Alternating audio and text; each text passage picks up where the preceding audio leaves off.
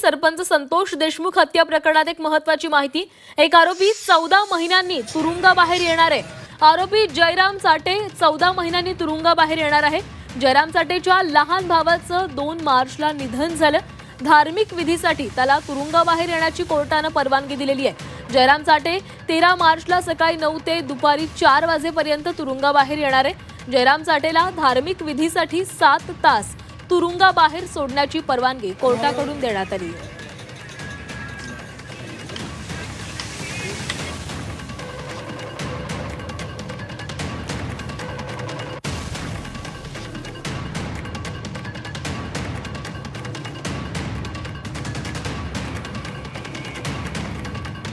जयराम चाटे हा 1 दिवसासाठी बाहेर येणार आहे। 7 तास त्याला तुरुंगाबाहेर येण्याची कोर्टाने परवानगी दिलेली आहे।